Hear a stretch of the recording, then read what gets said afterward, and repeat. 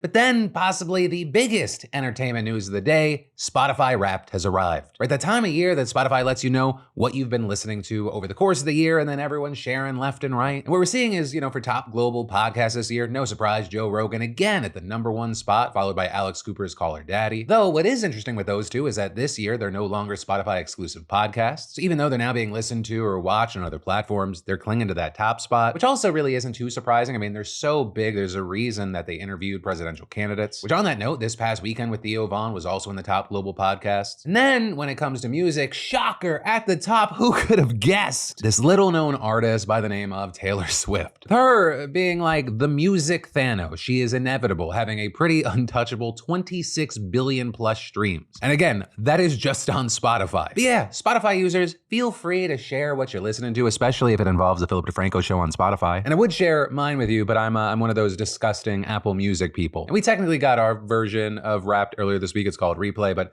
no one cares about those.